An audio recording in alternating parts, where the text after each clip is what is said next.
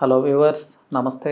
నేను మీ Ravi Prakash, real estate expert from మహతాయన్పుర.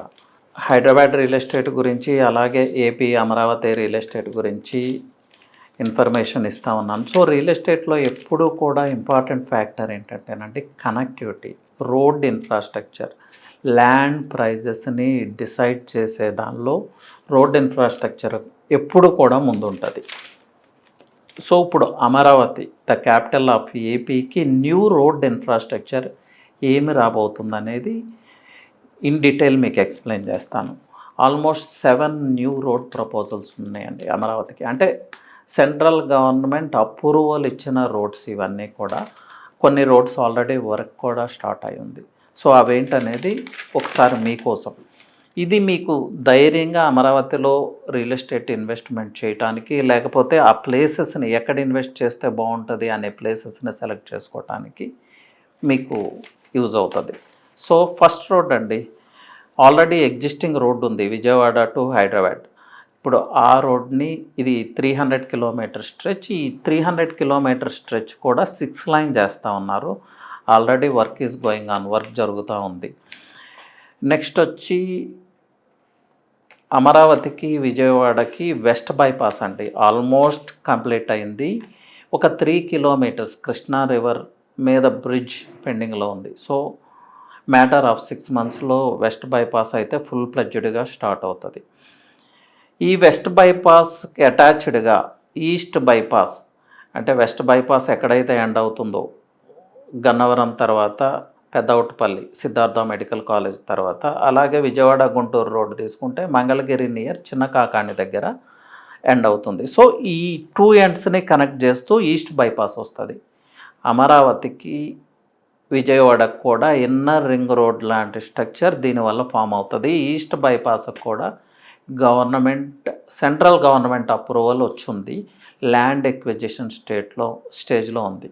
So ఈ ఈస్ట్ బైపాస్ వస్తే చాలా ల్యాండ్ ఇన్వెంటరీ, అంటే అఫోర్డబుల్ ప్రైజెస్లో చాలా ల్యాండ్ మనకు అందుబాటులో వస్తుంది.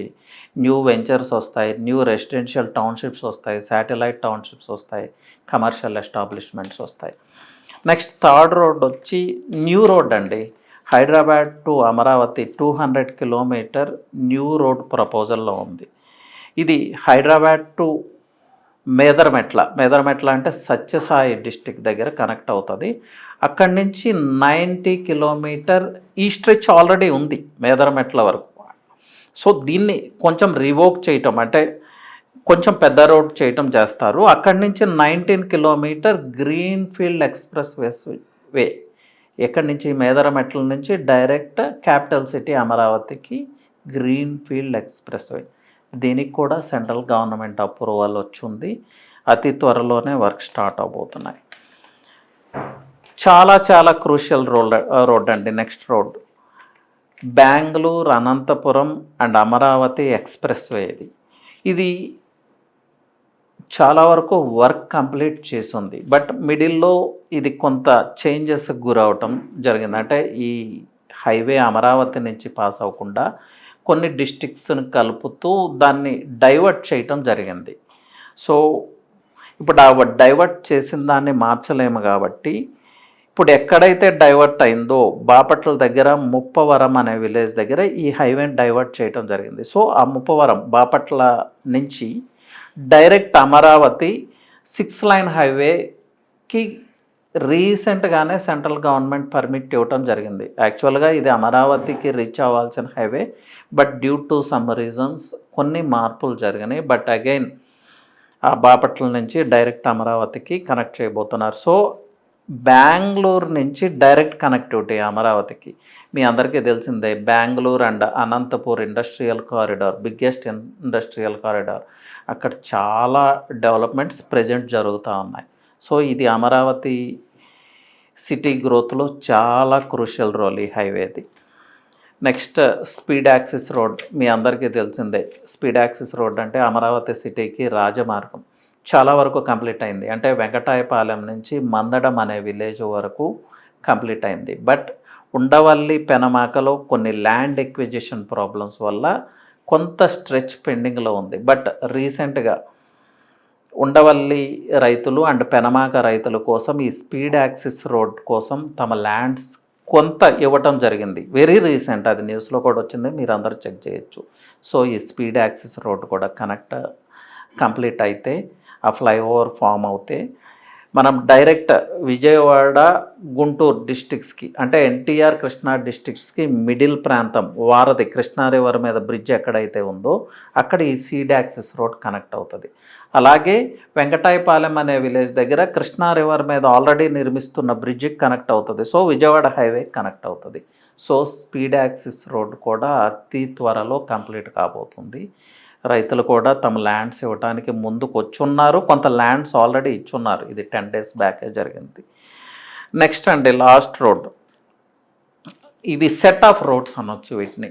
E1 అండ్ N1 రోడ్స్ అంటారు అమరావతిలో. E1, E2, E3 అలాగే N1, N2, N3 రోడ్స్ ఉన్నాయి. E1 అంటే ఈస్ట్ నుంచి వెస్ట్కి పాస్ అయ్యే రోడ్స్, N1 అంటే నార్త్ నుంచి సౌత్కి పాస్ అయ్యే రోడ్స్. ఇవి ఎందుకు డిజైన్ చేశారంటే అమరావతి సిటీలోకి పాజిటివ్ ఎనర్జీని అట్రాక్ట్ చేయటం కోసం, మన కల్చర్ని, మన ట్రెడిషన్స్ని దృష్టిలో పెట్టుకొని డిజైన్ చేసిన రోడ్స్ ఇవి. 100 feet roads, 150 feet roads, plus 100 feet రోడ్కి మళ్ళీ 100 feet బఫర్ ఉంటుంది. ఈ E1, N1 రోడ్స్లో some crucial roads ఉన్నాయండి. ఏవైతే విజయవాడ గుంటూరు హైవేని కనెక్ట్ చేస్తూ, అలాగే విజయవాడ హైవేని కొన్ని కీ లొకేషన్స్ని కనెక్ట్ చేస్తూ ఇమీడియట్గా ఫామ్ చేయాల్సిన రోడ్స్ కొన్ని ఉన్నాయి. వాటికి కూడా సెంట్రల్ గవర్నమెంట్ ఫైనాన్షియల్ సపోర్ట్ చేయడానికి ముందుకు వచ్చింది. సో వన్స్ జంగిల్ క్లియరెన్స్ జరిగితే ఈ రోడ్స్ ఇమీడియట్గా స్టార్ట్ అవుతాయి. So lot of road network is going to come up in Amaravati అండి. సో ఈ రోడ్ నెట్వర్క్ అంతా స్టార్ట్ అయితే ఇప్పుడున్న ప్రైజెస్లో కూడా మనం ల్యాండ్ కొనలేని పరిస్థితి ఉంటుంది. సో ఇప్పుడున్న ప్రైజెస్లో మంచి లొకేషన్ని సెలెక్ట్ చేసుకుని ఒక మంచి ప్రైజెస్లో ఒక 5 years లాకింగ్ పీరియడ్, మీ రిక్వైర్మెంట్స్ని బట్టి లాకింగ్ పీరియడ్ పెట్టుకొని ఎంటర్ అవ్వటానికి ట్రై చేయండి.